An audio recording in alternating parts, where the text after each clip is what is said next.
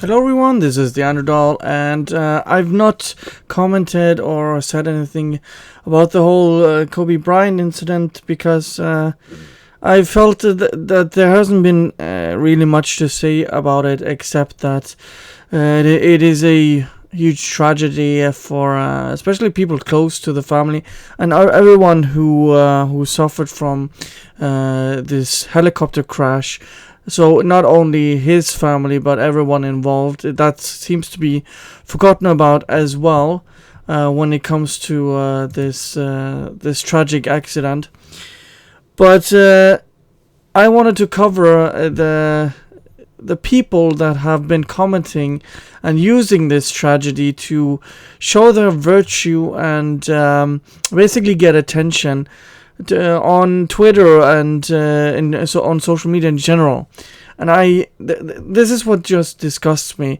If he had been alive, he could have defended himself, but they always wait until a person is either at their lowest or they can't defend themselves, like in this incident where the person is dead. As a Westworld actor, Evan Rachel Wood and others pile on Kobe Bryant shortly after his death. Now I'm no longer gonna censor myself, so because YouTube keeps demonetizing my channel, so I don't give a fuck anymore of what YouTube thinks of me. I don't get money over this anyways. Shortly after the tragic helicopter crash that claimed the lives of Kobe Bryant, his daughter, and other passengers, Twitter erupted with mentions and tweets honoring the incredible basketball player. But not everyone took the opportunity to remember a legend. Westworld actor Evan Rachel Wood and a number of other reporters and blue checkmarked users decided that it was an appropriate time to call the recently passed Kobe Bryant a rapist. Wood wrote on Twitter, what has happened is tragic. I'm heartbroken for Kobe's family. He was a sports hero, he was also a rapist, and all of these truths can exist simultaneously. After receiving some backlash for a tweet, Wood would defend herself in a follow-up tweet. She wrote, "Beloveds, this was not condemnation or a celebration. It was a reminder that everyone will have different feelings, and there is a room for all of us to grieve together instead of fighting." Wood then had the nerve to add, "Everyone has lost, everyone will be triggered, so please show some kindness and respect to all." Now, I think I did a video on Bill Cosby before he was convicted some time ago, and I would say that the person has not been convicted, so innocent until proven guilty, not the other way around. These people seem to think guilty until proven innocent. And for all I know, Kobe was innocent. He wasn't convicted, and there was no proof to back up the accusation against him. So these people are just throwing out defamation against him after he's dead. That's basically what it is. And they held their tongue until they could finally open up their big mouths and to get attention on themselves and to be vile human beings. After receiving some backlash for a tweet, Wood would defend herself. I'm repeating myself. Would not be the only person to bandwagon against Kobe Bryant. Washington Post reporter Felicia Sonmez, whatever, shared a story from the Daily Beast entitled "Kobe Bryant's Disturbing Rape Case: The DNA Evidence, the Accuser's Story, and the Half Confession." Shortly after the announcement of his death, Viduk Guzaldi took a screenshot of the now deleted tweet that details the case in which Bryant was accused of raping a woman back in 2003. The Washington Post quickly placed the reporter on administrative leave shortly after the deletion of a tweet, citing a possible violation of their social media policy.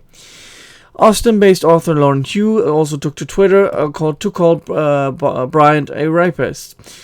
Here it says, "And before eulogies begin, Kobe Bryant was a fucking rapist. He was, though, on links to Daily Beast, because he leaked her name and she was scared to testify. If you don't understand why, just scroll through my mentions right now. Why now? Let people mourn. How do you think rape victims feel when they have to watch once again a predator being defied? I don't know what he even means by that, because he was good at something. I think it means defined. So he seemed like a nice guy, had a family. I hate going private because it makes them feel like they've won. But I need to finish a book, and I can't spend all day reporting people who've decided to honor their hero by threatening to rape my dog and losing their Twitter accounts. So private it is.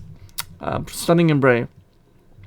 And let's look at the statement Bryant actually did when the charges were dropped in 2004.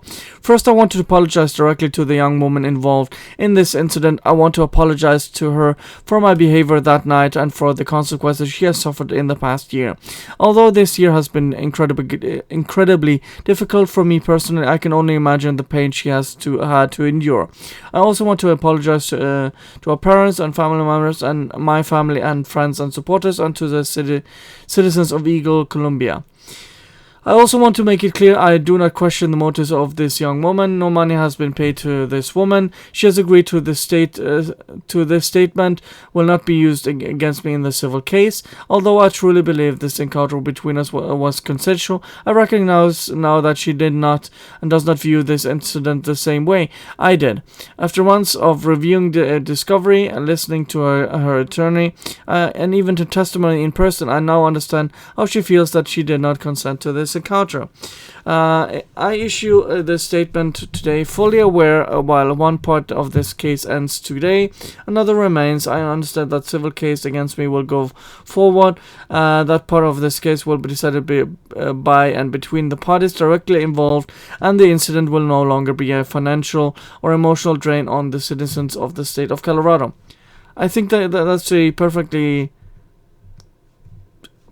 good, reasonable statement where the case was dismissed and there was a civil. So that has to be pointed out that the criminal case against him was dropped and no more money shared was shared between them. So he didn't pay her.